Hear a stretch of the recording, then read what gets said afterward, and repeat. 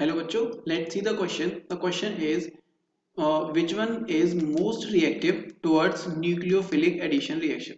हमें यहाँ पे चार ऑप्शंस दे रखे हैं. हमसे पूछा है कि इनमें से कौन सा न्यूक्लियोफिलिक एडिशन रिएक्शन के लिए ज्यादा रिएक्टिव है, सबसे ज्यादा रिएक्टिव कौन सा है.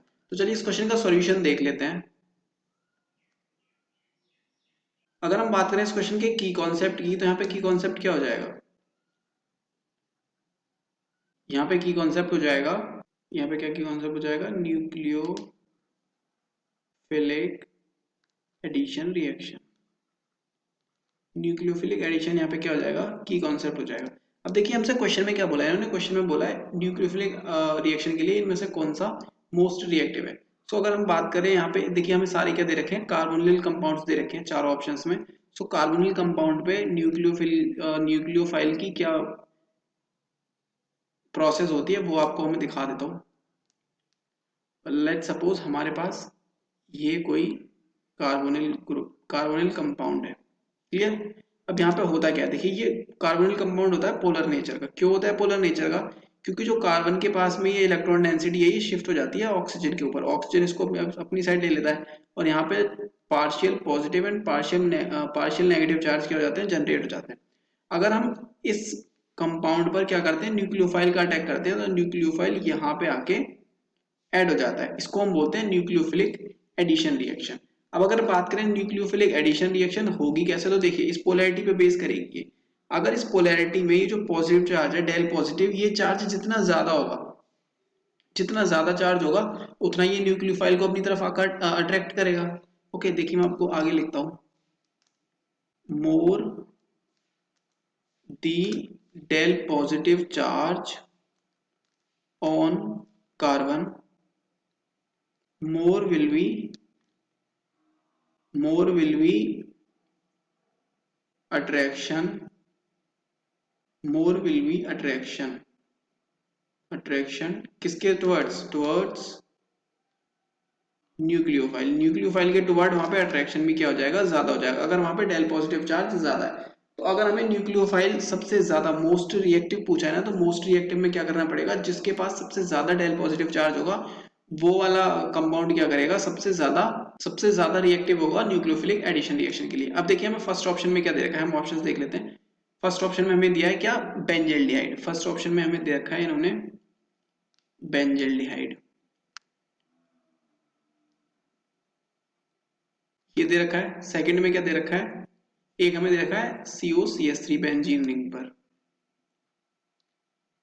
COCH3.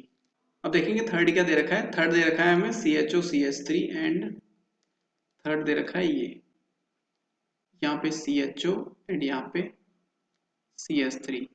Clear. And fourth one क्या है, फोर्थ है हमारे पास CHONO2,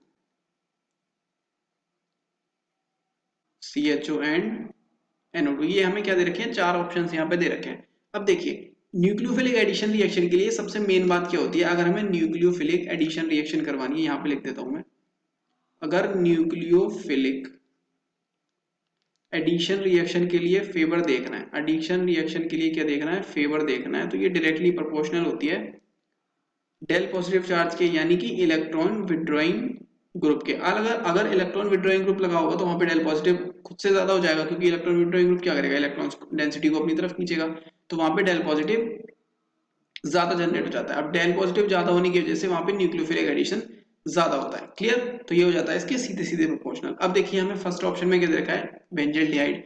यहाँ पे अगर हम देखें बेंजल्डिहाइड में, तो बेंजल्डिहाइड में क्या होता है, अगर बेंजल्डिहाइड का हम यहाँ पे इफेक्ट देखें तो देखिए यहाँ पे हमें कोई इफेक्ट नहीं दे रखा, क्योंकि यहाँ पे कोई ग्रुप लगा हुआ नहीं है. ओके सो ये बेंजीन से कोई इफेक्ट नहीं दिखा रहा. सेकंड में क्या दे रखा है, हमें दे रखा है सेकंड में COCH3. COCH3 कौन सा इफेक्ट शो करता है, देखिए COCH3 जो है, COCH3 इफेक्ट शो करता है पॉजिटिव वाला आई, प्लस आई शो करता है. थर्ड में क्या दे रखा है, ये इस कंपाउंड में क्या होगा, देखिए जो CH3 लगा हुआ है, ये CH3 कैसा है, ये CH3 होता है हाइपर कंजुगेशन शो करता है. क्या शो करता है, हाइपर कॉन्जुगेशन ये शो करता है. क्लियर. अब लास्ट में क्या है, लास्ट में मैं दे रखा है NO2. NO2 क्या करता है, NO2 करता है -M इफेक्ट शो. तो हमने पहली बात कर ली थी, जो न्यूक्लियोफिलिक एडिशन होती है वो डेल पॉजिटिव के यानी कि इलेक्ट्रॉन विड्रॉइंग ग्रुप के डायरेक्टली प्रोपोर्शनल होती है. तो मतलब जो NO2 है, NO2 क्या है, इसका जो -M इफेक्ट है वो काफी ज्यादा होता है. इसकी वजह से जो हमारा लास्ट वाला कंपाउंड जो दे रखा है ये क्या हो जाएगा, मोस्टली रिएक्टिव हो जाएगा, मोस्ट रिएक्टिव हो जाएगा। अब देखिए अगर मैं बात करूं न्यूक्लियोफिलिक एडिशन रिएक्शन की, न्यूक्लियोफिलिक एडिशन रिएक्शन, अगर हम इनकी स्टेबिलिटी का ऑर्डर देखें, ये जो हमारे पास ये जो इफेक्ट्स होते हैं प्लस एम प्लस आई माइनस एम माइनस आई, इनका जो इफेक्ट का इनका ऑर्डर क्या होता है स्ट्रेंथ के लिए, तो वो देख लेते हैं। सबसे ज्यादा देखिए माइनस एम की स्ट्रेंथ होती है रिएक्टिव करने के लिए या फिर एसिडिटी के लिए। ओके, माइनस एम के बाद आता है माइनस आई, देन आता है यहाँ पे क्या, देन आता है अगर वहां पे कोई सा ग्रुप नहीं लगा हुआ, मतलब नील, अगर कोई ग्रुप नहीं लगा हुआ तब यहाँ पे आएगा वो। नील के बाद क्या होता है, इस नील के बाद आता है प्लस आई, प्लस आई वाले क्या करेंगे, स्ट्रेंथ को कम करते हैं।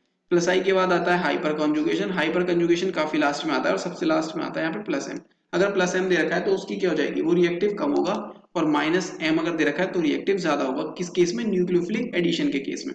तो हमें यहाँ पे देखिए माइनस एम लास्ट वाले में दे रखा है, इसका मतलब क्या हुआ, जो लास्ट वाला हमारा कंपाउंड है, ये जो नाइट्रो वाला कंपाउंड है, ये क्या है, ये है पैरानाइट्रोबेंजील्डिहाइड। पैरानाइट्रोबेंजील्डिहाइड जो है ये क्या हो जाएगा, मोस्ट रिएक्टिव हो जाएगा। सो कौन सा ऑप्शन करेक्ट हो जाएगा हमारा, हमारा ऑप्शन करेक्ट हो जाएगा फोर्थ। ऑप्शन फोर्थ में क्या है, ऑप्शन फोर्थ जो है वो मोस्ट रिएक्टिव हो जाएगा न्यूक्लियोफिलिक एडिशन रिएक्शन के लिए। So option fourth is the correct answer. I hope you understood well, best of luck.